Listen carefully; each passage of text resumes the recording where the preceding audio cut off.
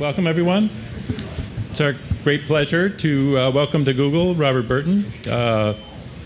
Robert's a philosopher, physician, brain scientist, poker player, writer, who knows what else, who I had the pleasure to meet in the past, and now more recently have been able to read his book. And of course, there's this whole slew of books out recently on rationality, and I think it's great that we've had 50 different times when this Reverend Bayes has been introduced, as if nobody has heard of him before, and now everyone's heard of him. And you can read all these books, and the great thing about them is you can say, isn't it funny how all those other guys think irrationally? But of course it doesn't apply to me. But I think the great thing about Robert's book is that more than the other ones, the cohorts, it really strikes home that this does apply to all of us, and that it is deep. It's not just a flaw in thinking. It's part of our emotions and the way we're built. So let's welcome to Google, Robert Burton. Thanks.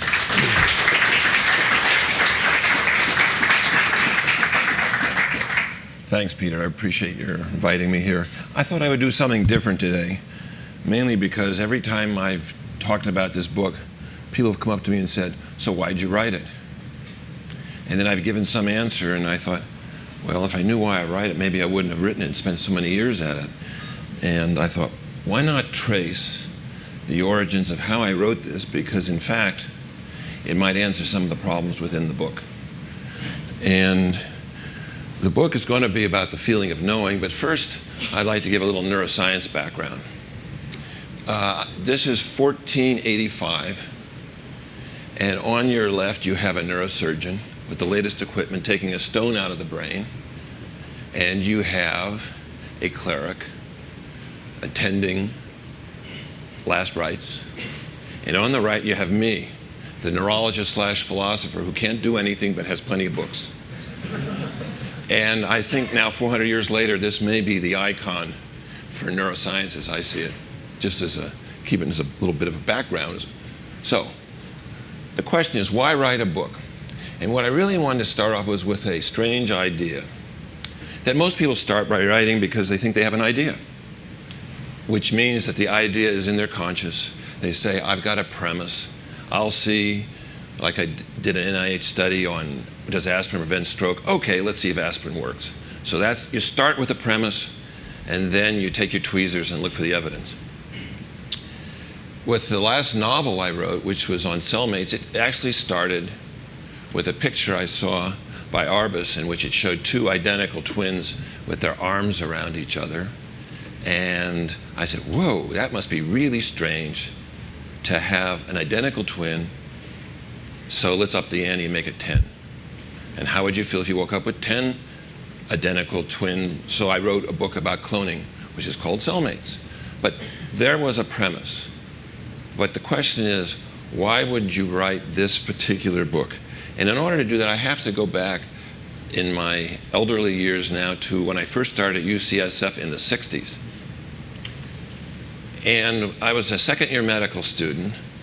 I was trying to figure out what to go into, and there are a variety of symptoms in medicine, as you all know, cough, sneeze, belch, gas, this, that. I thought, what would be an interesting set of symptoms that would make for a career? And I picked up this one journal. This is from a single month journal in 1963. The first article was about Dostoevsky's epilepsy. And what was fascinating about it is that Dostoevsky had these episodes of electrical stimulation of his brain that occurred spontaneously, which is what epilepsy is, in which he said he experienced the wonder of the world, the clarity of vision, sense of knowledge, and experience of God. And he was willing, he actually wrote this, willing to give his entire life up for the single moment, which transcended everything else in his entire life. Turned the page over, and on the next page, they were talking about localization of a memory trace, in which at that time memory was referred to, I don't think people remember the word engrams, but it was like little jujubes in a bowl of Jell-O. And I thought, this is interesting. How would that work? Because memory doesn't get wiped out when you, in a sense, if you pluck out a little area of brain, memory doesn't disappear proportionately. Next article was on reflections, note note Descartes rearing its ugly head. Brain and mind, at that time, this was accepted. The next article was on déjà vu, and then I thought, what is déjà vu? It's a sense of knowledge of something without there being any knowledge. It's a feeling that you know something, but you don't know what it is. But the one that stopped me was the following article. For you, those of you who don't know, Wilder Penfield was a famous neurosurgeon in McGill who spent 25 years mapping the cortex in conscious patients. Keep in mind that though the outside of the skull and so on has pain fibers, the brain itself has none. So you're able to do conscious cortical mapping. People get local anesthesia, maybe a little twilight sedation, just enough so they're calm, but they're awake and alert and can respond. Majority of his studies were done to map the sensory and motor cortex, but he also mapped the areas of the temporal lobe, and he referred to these as psychic experiences.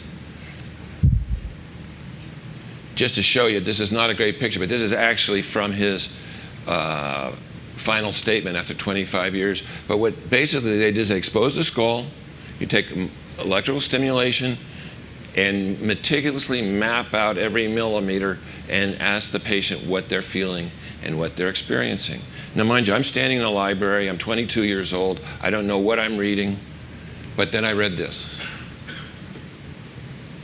The patient stated that he had a thought which entered his head, which he seemed to have had before, but there wasn't any thought. It was the feeling of a thought.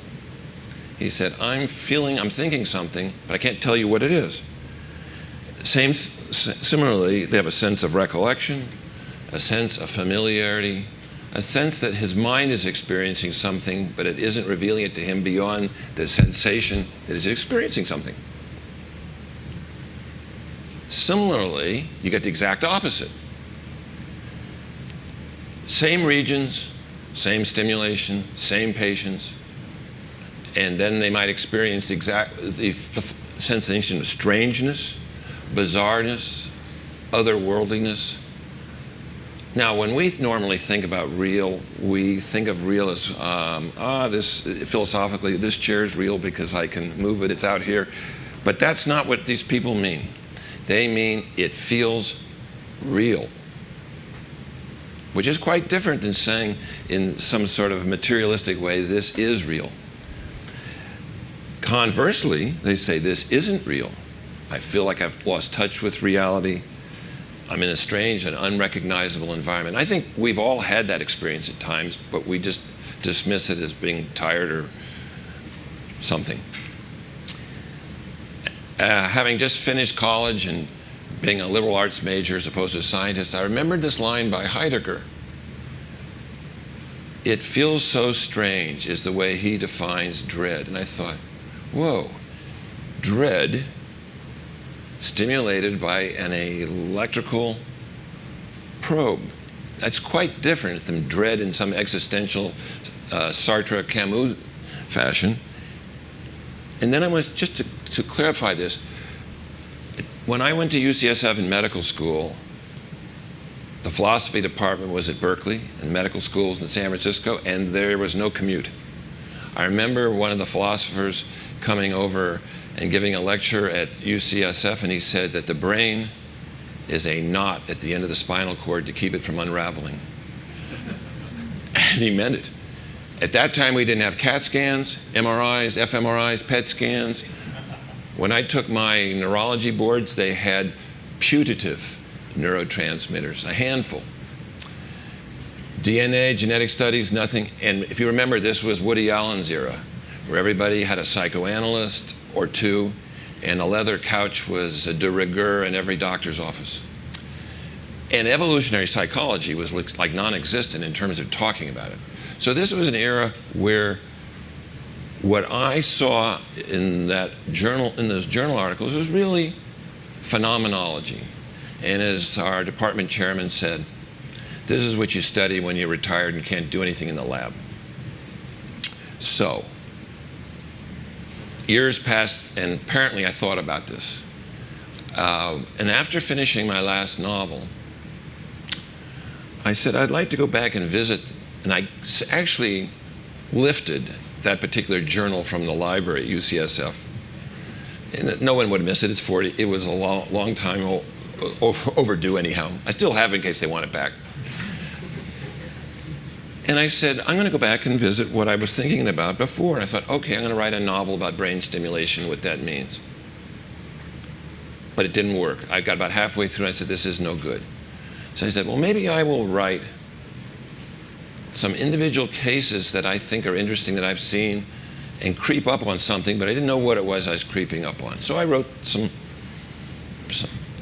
stuff, took a couple years, and my agent said, this is all wonderful, but what's the point? And I said, I don't know. I said, I don't think I have a point. He said, well, if you don't have a point, you can't write a book. And I said, but I think I have a point, I just don't know what it is. And I said, so I'm going to keep at this, and I'm going to try and go back and revisit some of the things I'd written to see whether or not there was a common theme. And then one day I was provoked by this Challenger study, and suddenly it started to gel. I'm sure many people are familiar with this, but just to briefly summarize it, this is when the shuttle blew up. The same day, there's a psychologist who is famous for flashbulb memories, had a class of 120 odd people write down exactly where they were, all the details, everything about their experience, collected the journals, and then called them back 2.5 years later. And as you might expect, only 10% got it absolutely correctly, 25% nearly correct. The majority of the people were way off. And I thought, well, that's okay. Everybody understands that your memory morphs over time and new things change it. So, but this one sentence jumped out at me. This one kid said, that's my handwriting, but that's not what happened. And I said, well, there are two choices here. This is psychological or it's not psychological. And I said, but if it's psychological, like he's stubborn, irrational, hates the teacher, it doesn't make sense. This is such a low priority thing. You just say, oh, yes, I guess I made a mistake. And I thought, I wonder if there's something there that made it so that he believes the new memory is the real memory. And then I started thinking back about some of the stimulation studies. And then I looked at some of the other things. So I'm going to mention a couple syndromes quickly, and you'll start to see a pattern emerging. Cotard syndrome was originally described in the last part of the 19th century by a French psychiatrist. It occurs in psychiatry, but it also occurs in neurology and a variety of neurologic conditions, not confined to any one area of the brain. This is not a localized brain lesion syndrome. It can occur from encephalitis, a variety of things. And the patient I'm going to tell you about was 29 years old, had viral encephalitis,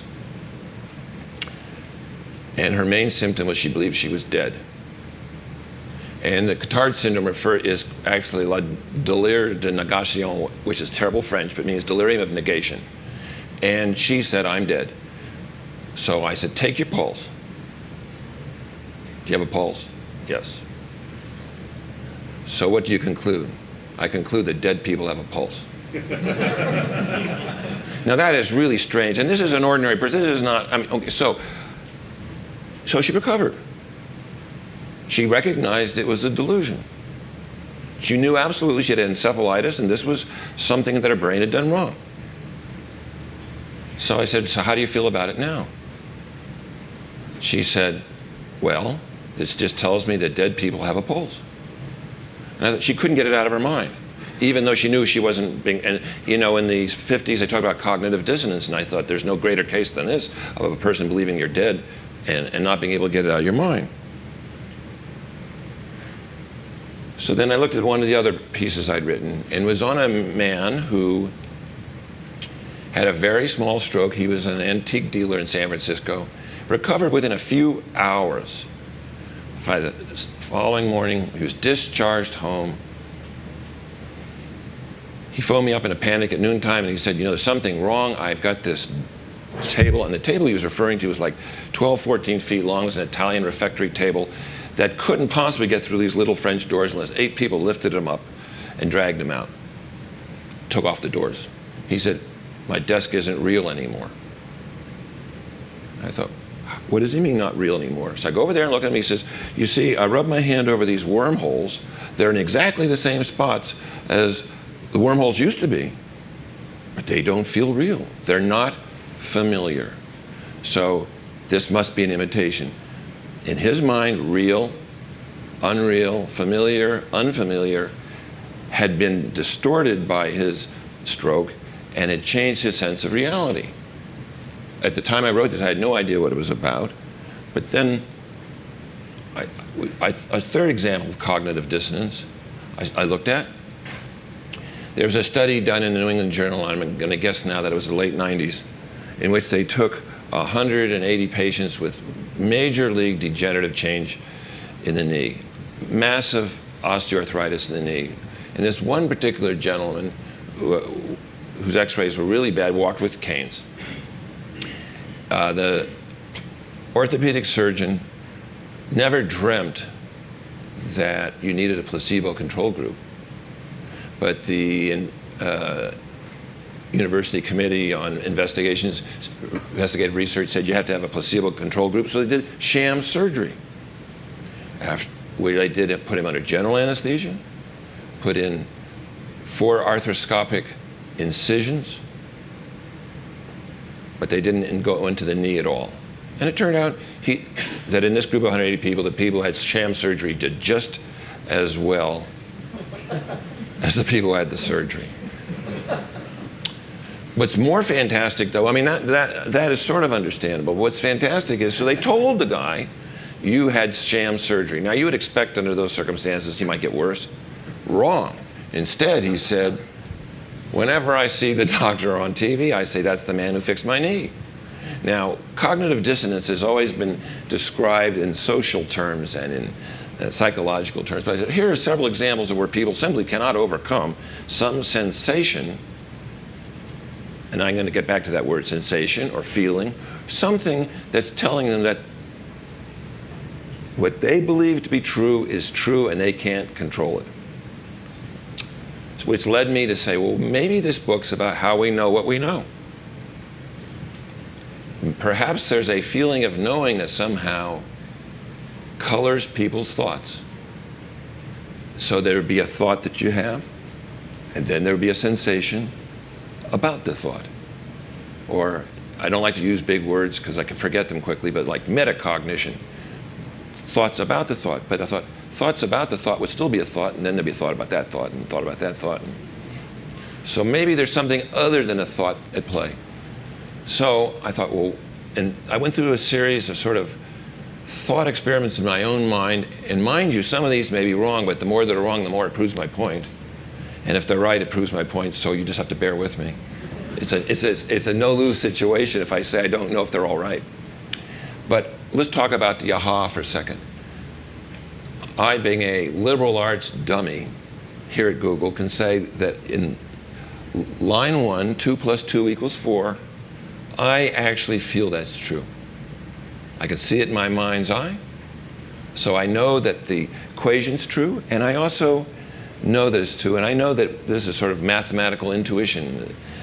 You start with somewhere, and I accept that. I also suspect, according to the textbooks, that line 2 is correct. I have no feeling whatsoever that line 2 is correct. Some of you people who are really physicists might have a real intrinsic feeling of correctness. I don't have it at all. So, I'm going to try a little trick on you guys. Everybody knows I'm trying to trick you, so there's no point in delaying the obvious, that the red line is the same length as the blue line. But how many of you people actually feel the red line is the same as the blue line? Well, you can leave. But in other words, it's clear that if we measured those, they will measure exactly the same.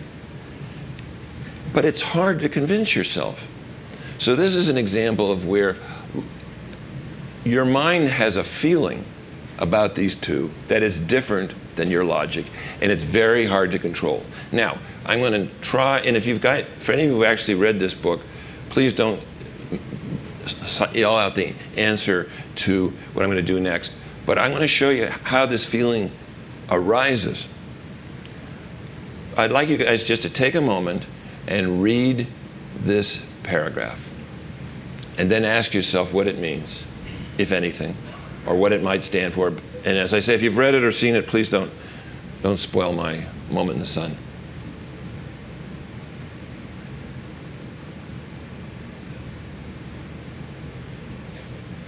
This is Google. You guys must be finished already.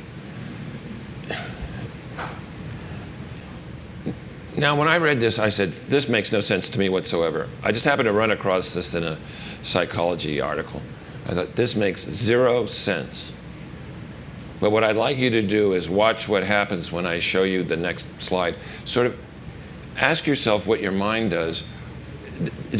How many people here is this clear what this stands for? Okay, there's one. Okay, I'm going to come back to, there are a couple people? Okay. Now, actually experience what happens when you see the. Did you have to go back and read the whole thing, or does it suddenly all make sense? But it made sense before you could actually even think about it. Now let me tell you that this is something written by 3rd graders. And it's not about a kite. Then it's hard to get it out of your mind that it's not a kite. Once you see this, it is as though you've painted that entire paragraph with the word kite. And then when you go, and I say, well, this is actually from a psychiatric patient, or it's a composition of postmodern poetry. Nah, it's a kite. It's a kite. And what's happened is it was embedded in your mind, and it's hard to get out now. So, what I wanted to do is then I thought, well, if there are sensations that occur like this, under what circumstances might they occur? And then I went back in my mind. I remembered reading William James in college. And this particular quote by St. Teresa, to perceive in one instant how all things are seen, is a fabulous extension of the kite statement. Instead of it just being about a kite, it's about the entire world. So it is a mystical experience where people suddenly feel they know something. They may know the entire universe. They feel at one with the universe, whatever you want to call it. But there's no thought attached to it. It is a experience that occurs not just spontaneously, but with a wide variety of chemicals. In James's book, I think he talks about ether, nitrous oxide, and chloroform. More commonly, ecstasy and angel dust have been used. And I talked to someone who is a philosopher who's actually taken ketamine, has had the same experience. In fact, it's one of the reasons they use it. If you look it up online, you'll find descriptions like a sense of understanding everything, of knowing how the universe works. But there's no knowledge there. There's no thought. It isn't though I've suddenly calculated, and as a result of this calculation, I've come up with this conclusion. The conclusion arises de novo, so to speak. Special order, but universal order, purpose. And I thought this sentence, the knowledge I gained was not learned. It was too immediate for that to be true. So I said, okay, something happens inside the brain that makes you feel as though you know something, but it's not the result of a logical sequence of thought and then a conclusion. And William James referred to this as felt knowledge. And I think this sentence is crucial. Although so similar to states of feeling, mystical states seem to those who experience them to be states of knowledge. So feeling, knowledge, no thought. Then I thought back to the Penfield experiment stimulating the brain. Experience without thought. And then you could classify these just very briefly into the two poles and everything in between. I don't mean to say that each of these are specific sensations, but rather they are a cluster or a family of sensations, from familiar, unfamiliar, etc. And they range all the way down to feeling of knowing, and so on. Okay. The question would be then, using modern evolutionary psychology, why would you have such a thing? Well, the question is, how do you learn? What is the reward? And I thought, well, what would be the reward for a thought? The reward for a thought is learning. How do you know that you've learned something? You know you've learned something because, that's right. I learned that. That must be correct. Well, that works for short-term things, such as if you're chased by a lion 50,000 years ago, and you go, I escaped the lion. But while you're in the tree, you might go, yes, but what about next time? And what about next time? And what about next time? And what about next time? And what you realize is that you can have, ruminations cannot end with a thought. Because the thought will then go to like the Rumsfeld says, you don't know what you don't know. Something's got to stop in order that you can make a decision. And I thought, well, what if there was in place a separate system, namely a brain system, that told you you were right, so you can get on with things? Well, that's great for the short-term thought, but what's the motivation for a long-term thought? A lot of you guys here are working on projects that will take a long time. I know that, I've worked on novels that have taken 5 or 10 millennia to write. And you go, what gets you up in the morning is a sense that at least it's a hunch, it's a gut feeling, it's a sense you're on the right track. This might be of value, but there's some positive reward that you get that makes you think this is likely to be correct, or at least approaching correctness. So so the reward for the unthought, the unprovable thought, has to feel very similar, if not identical, to the reward you're going to get for a thought that you know was correct. Otherwise, you wouldn't do it.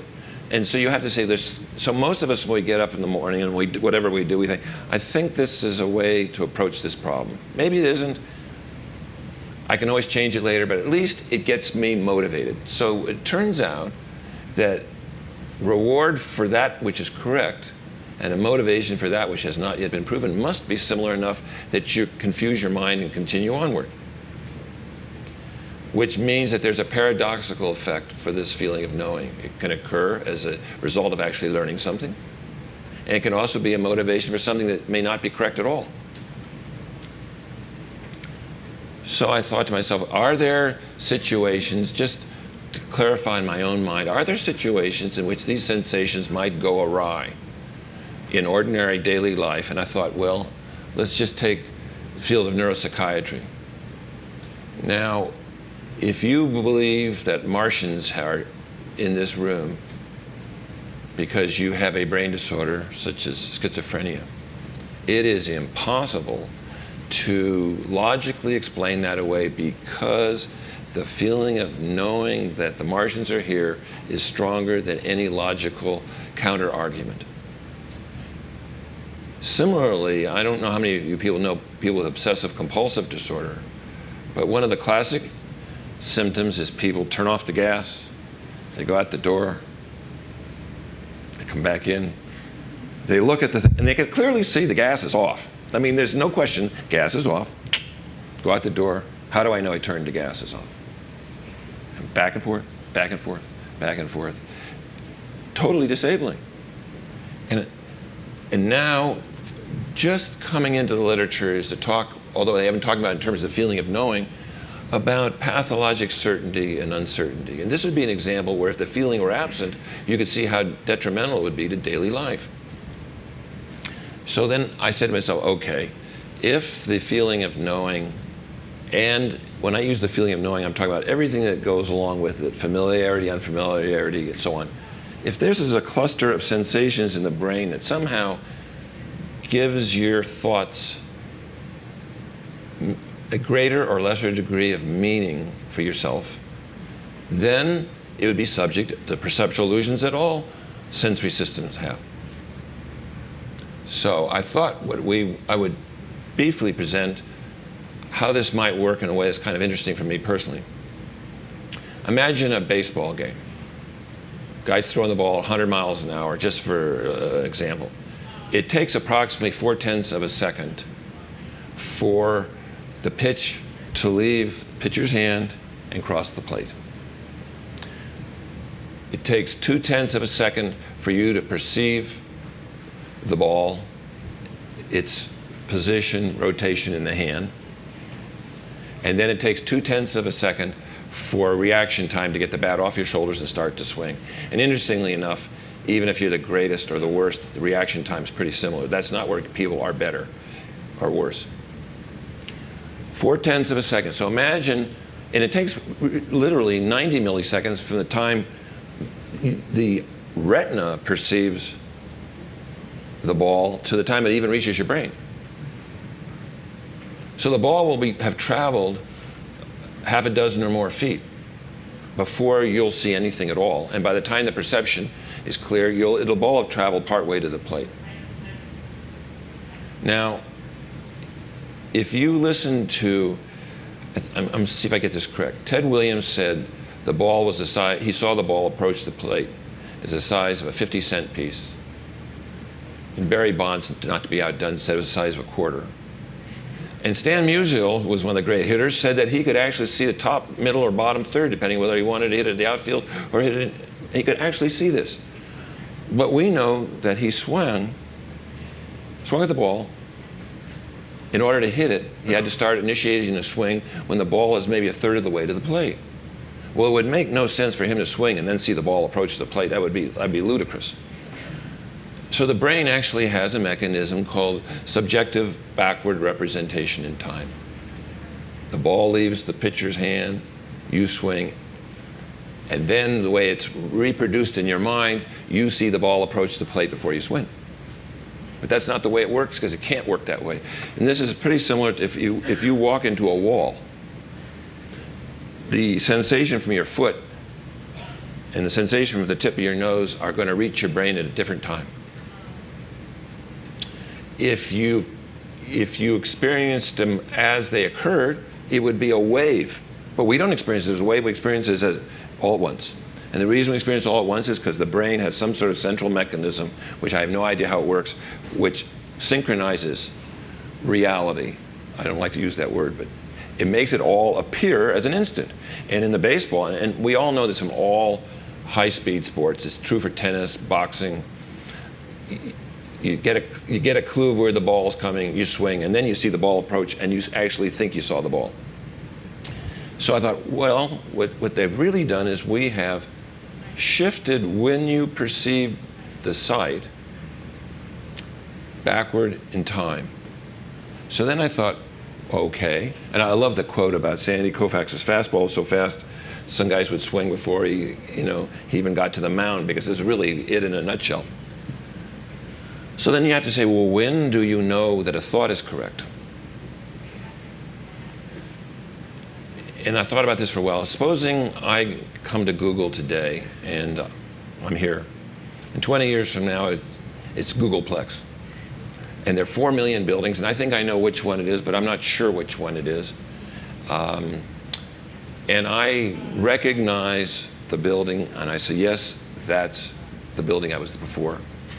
It feels like first I saw the building, then I made a conclusion. But I would have never recognized the building in the first place if I didn't already know that it was the building in my unconscious. In other words, the picture of the Google from 20 years ago is wedded with, that's the Google building. And then when they both come into consciousness together, I first experienced the sight, and then I experienced the feeling of knowing. And I thought, whoa, the feeling of knowing came first and brought it into consciousness as an indicator that this was the building, but I experienced it afterwards because it would make no sense to be driving down the street and have a feeling of knowing and not be looking at anything. That just would make no sense. It would make sense first to see something and then have the feeling. So I thought, okay, so we now have a mechanism whereby the feeling of knowing can bring things into consciousness but feel like they're the conclusion to a thought.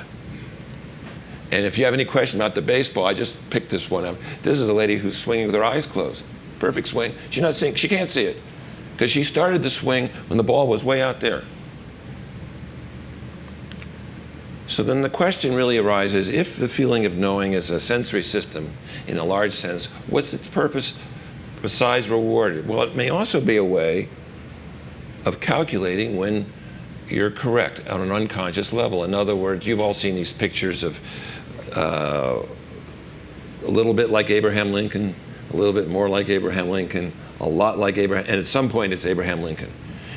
Okay, so if you're going to recognize people as you're walking by, you're not going to want every single calculation that's occurring in your brain in consciousness. You want a reasonable likelihood of correctness. So in a way, the feeling of knowing serves the magnificent function of some set point at which, hey, this is likely to be right. So let me ask you guys, what is that?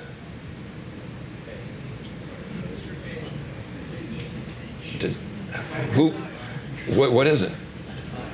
It's a what?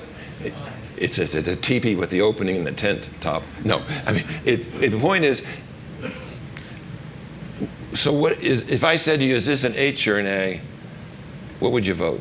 50%. Right. And so what this is when the feeling of knowing is not present, and this is a calculation between equal possibilities, there is no feeling of knowing. Now it'd be very hard to say the first one isn't an H and the second one isn't an A. Suddenly those two, this is now embedded in the first case with a very high likelihood of one, and the other with the other. And so you actually can feel the feeling of knowing overtake you on a phenomenologic basis when you do this. And if you have any question about that, imagine what the alphabet would look like if you didn't have this feeling. We have no idea what that means. So this has to be at the most basic level. When you watch Big Bird on Sesame Street, these things are embedded in there so that each symbol that makes up our thought and our language is initially embedded with a sense of rightness or wrongness. And when you don't have it, you could never learn. You couldn't teach a kid what this meant. But to me, it says aha. And if you don't like that, then it says ha ha. So if you were to look at it from the standpoint of a calculation, not to bring neural networks to Google, which would be like refrigerator to the Arctic maybe, the hidden layer, which is a layer between all the inputs of your mind, biological, genetic, hormonal, how much coffee, time of the month, whatever, all of that takes place. The feeling of knowing and the various things are embedded in there as sensations that color our thoughts. The feeling of knowing is not a thought. It is a separate brain system. And just so that you can understand this in a larger picture, you can say, okay, when it's positive, you've got déjà vu, feelings of rightness, familiarity, realness, certainty. And when it's not right, it's negative. So it would be unfamiliar, bizarre, unreal. If you combine an unconscious thought with the feeling of knowing, you have aha. And then one other thing I wanted to talk about briefly are gut feelings. Gut feelings are simply unconscious thoughts that are embedded with a feeling that they might be right. The stronger they are, the greater the likelihood of you feeling that is right. Doesn't mean it can be trusted. It just means that sensation occurred along with that thought. It is not a conclusion. So intuition and gut feeling in this sort of package would really be a very strong sense of this is right, embedded within the hidden layer of artificial intelligence parlance. And if you don't have any thought at all, when you get this experience, you might then say, wow, I have a sense of cosmic wonder, oneness, mystical experience, religious experience, epiphany. No matter how you cut it, these are just the experience of the various sensations, particularly the feeling of knowing, in its strongest form, either with an unconscious thought, which would be gut feeling, aha, intuition, or without a thought, which would be some sort of epiphany. So I wanted to just clarify this, because after spending all this time, I realized the feeling of knowing and its cohorts really represents a separate, non-logical, unconscious sensory system. When we conclude, I know that to be true, and we say, I'm convinced, I'm certain, Those are not conclusions. That is unconscious biology, which is a coming up from your entire experience, both physiologic and otherwise. And that these sensations are subject to a variety of perceptual illusions. I'm not going to cover them here today, but I put some in the book, and others I'll discuss at a future date. And so I'm going to come back to the question, so why did I write this book? And I thought about this, and to the best of my knowledge, I wrote about this book because I was fascinated by these phenomena that I read in the 60s that are now, with neuroscience advancing, are becoming more understandable. But I don't know that that's why I wrote it at all. And I'd just like to tell you a personal story for a second, which might put this into perspective. When my mom passed away at 97, she left a little legacy. And the legacy was a few passport photographs of herself and my dad in various ages, and a single paper that I wrote when I was a freshman in college. And the paper was called, "How Do We Know What We Know?" I had not seen that paper in 40 years. And in it, it's talked about William James. And it said, "How do we know what we know?" And my mother had outlined this little sentence. Out of all the things I've written in my entire life, she found it in the basement or something, and had in her feeble script, because she was in the high 90s, wrote down in the margin, "Yes." And I thought, so maybe I wrote this because I have a genetic predisposition. Maybe I wrote this for something I've been obsessed with all my life. I don't know. And so when people ask you these things like, how do you know something? The answer is you only know as much as the information is available to you, and it's never enough. And that's why I sort of wanted to conclude with that little comment. And I'm now that I finish this, I'll be open to any kind of questions you might have. This is more of a comment that you might want to comment on, but it strikes me that your book is this interesting complement to Blink, which is about things you know but don't know you know, and you're writing about what we think we know and don't. I wonder if you've read Blink and what your takeaway was. Well, let me just, without sounding particularly negative, I think Blink's opening chapter actually summarizes part of the problem. The story in Blink is that the Getty Museum bought a koro, which is a Greek statue from like 500 BC, paid $10 million, and then several eminent scholars, including Thomas Hoving of the Met, said this is a phony. And Gladwell's actual comment says in that split second, when they had that feeling of revulsion that this was real, they were absolutely right. Well, they still don't know whether it's a forgery or not. And the other thing about Gladwell's book, which he sidesteps, is that expertise becomes part of unconscious cognition. The more you learn to do things quickly.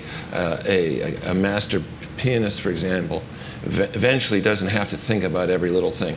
So expertise enters the unconscious. Expertise then generates your experience, plus the feeling, based upon your experience, whether this was true or not true. But the question really is, was that a forgery?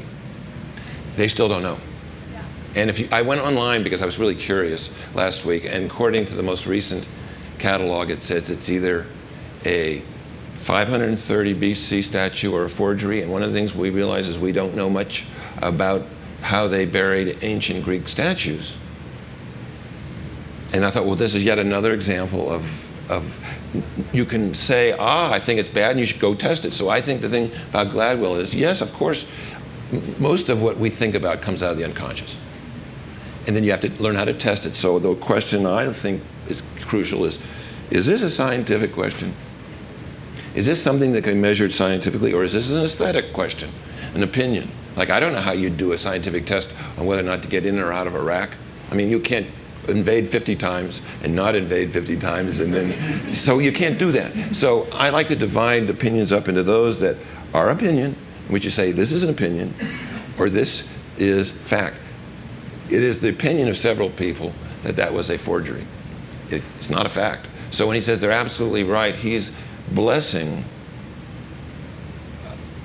gut feeling to a level that shouldn't be done. The problem I really have with that is in medicine, which is sort of home base for me, so many people say, I have a gut feeling they have, and then they operate on the gut feeling. No, that's wrong. I have a gut feeling this works. I have a gut feeling ginkgo biloba will cure Alzheimer's. No, I have a hunch based upon this, and now I will test it. So that's my beef with Gladwell. Sorry I went for the speech on that. No, I mean, I think there's values both ways, right? You're kind of disproving some of his ideas, but certainly there's merit to some of his case studies where people intuitively do know something that can then be Oh, absolutely. And so what you have to say is, if I intuitively feel very strongly that my idea is correct on this book, I will say to you, I have a hunch that my book is correct. But I'm not going to stand here and say to you, I'm absolutely certain that this is correct, because I don't know that that's so. And I think it's and this gets back also to the Richard Dawkins and all these. I mean, obviously, I'm a total believer in what Dawkins says scientifically. But we have to step back from 100%. And that's what really bothered me about Gladwell is the 99.9 is fine, 100% is not so good. Thank you. That sounded like a sermon. I suppose I wanted to actually ask something slightly along those lines. So when I'm not here at Google, I'm sort of a linguist, and there's this idea that when we actually know a language, as in you grew up speaking it, it's something you know very instinctively, and then anything you learn in addition to that, your sort of conscious knowledge of that, which may become even unconscious, is actually not what you know, and so therefore your feeling is the knowledge. So the idea, and in fact all of linguistics is built on this enterprise of asking what people's intuitions are and teasing apart the rules that give rise to those intuitions, which is how linguistic knowledge is technically defined. So I guess I'd ask you, do you think of this as a completely wrong-headed view? I mean, has the whole linguistic program been based on a flawed misunderstanding of sort of the difference between feeling and knowing? And if so, what do you think is maybe where did we go wrong? A couple of things. First of all, I have no idea, which now allows me to speculate, right? First of all, if you read a word, let's say like that, a really offensive racial epithet, it depends on context. Two people of the same race can greet themselves and be entirely comfortable, and it's endearment. Someone else, it's call to arms. Now, those occur in different areas of the brain, and to talk about linguistics, you also have to talk about how everybody's been exposed culturally to what each word means. True. I was thinking in a much more narrow sense in terms of very robust grammatical intuitions that people of a linguistic community share that can be demonstrated also using any manner of either behavioral or imaging or online types of studies. Well, there's this, I don't know the answer, but there's a study, for example, in rats that shows that the topography of your auditory cortex will be shaped by what you're exposed to in the first couple weeks of life. So to me, to have a uniform linguistics would somehow suggest that you would have either inherent modularities such as you guys talk about, or that there would be dramatic differences based upon cultural exposure. And I'm not a Chomsky, so I cannot answer that question. All right, well, thank you for the Sorry speculation. Yeah, hi. I was trying to put what you presented in context of Julian Jaynes' work on the bicameral mind and evolution. Is it possible that what you're describing is a leftover from that? I was particularly struck by the neural net type diagram you put, where you had the inputs going into the same neural net and coming out with two different outputs. Could be looking at a left brain, right brain processing with some feedback in between. Oh yeah, I just use that as a simplified diagram for the purposes of a slide. I suspect that, for example, they've demonstrated recently that the tip of the tongue sensation occurs in the insula, okay, for, I can't remember your name. It's on the tip of my tongue. Uh-huh. Okay. But if it was a visual, I can't remember your face, it would be somewhere else, and so on. So I really suspect that the whole brain's involved in a lot of these. I write for Salon, and occasionally I take a bite out of the fMRI, but it's in its infancy, and a lot of these are up for grabs. So I really don't know the answer to the question. I'm going to pass. See, that's one of the great things about writing a book about not knowing. I pass. Again, comment on what you said. It seems to me that the sensation, like from you described, it's not a single thing, which like some emotion like fear, which would localize in the brain, but it's more like synchronization between parts of brain. Might be. When they go in lockstep or about to, then you get this sort of sensation. But just what's your comment on that? I think you're right. Okay. I didn't mean to imply that any one of these is absolutely localizable in the sense you can stimulate the amygdala. I just meant these are a constellation of sensory phenomena within the brain. They may originate in a variety of places or as a combination. Or again, if entire brain, then you get epilepsy, and then you get the Dostoevsky syndrome. My question is, do you think that religion at all relates to this feeling of something that you don't know, or something that you don't know but you want to feel like you know it or something?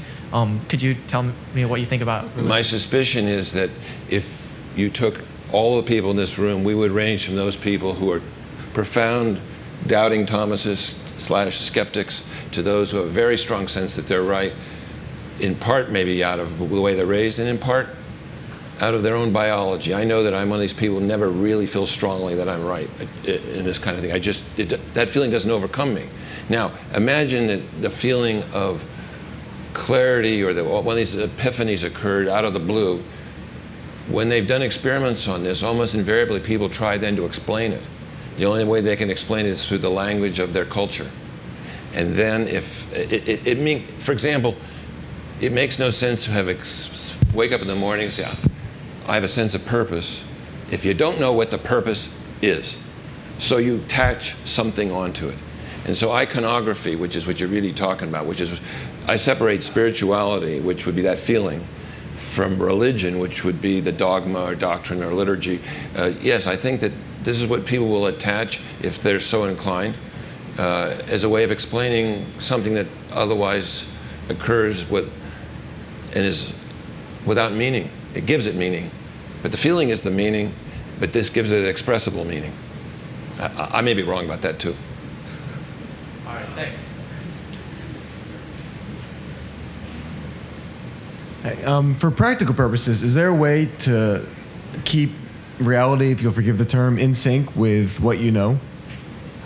Yeah, I think it's very simple. In other words, you don't want to go around saying I'm stupid because this feeling that I know something is completely illogical. But you say when I have two things. First of all, I come to the idea. There was a gentleman I worked with in the past named Ben Libet, and he is one of the forerunners of this free will controversy, in which he demonstrated that prior to conscious thought, you had an unconscious, an electroencephalography, what they call a ready potential. And this was maybe a half a second before you actually made a decision. And now with fMRIs a couple weeks ago, they extended this maybe to as long as 7 seconds. I don't know about the details of this new study in terms of whether I know it to be true, but that's what they say. And Ben Libet's argument was, lots of stuff pops up out of your unconscious, but you have the veto power. So to me, one of the answers is you take a moment. And rather than act reflexively on the first thing, could you say, well, what just occurred? Okay, I feel certain about that. How do I know? Is this, so I try to put it into categories. If it's an opinion, Okay, I'll call it an opinion. Then I'm going to read on it, but know it's still an opinion. Other people have other opinions. If it's a scientific question, I'll try and look it up to the best of the ability of science. But I think the feeling is merely your expertise expressed. But there's plenty of room for error. So you have to have your own guidelines. But if you're going to talk about how to get this computer to work today, we would know how to go about this by somehow. There's some. But if we were trying to decide which was the best computer, that's opinion. So I try to separate it out in my own mind and judge the source of my own feeling. And then I disregard those people, say they're absolutely right. That's one categorical. I guess if we can give Dr. Burton a round of applause.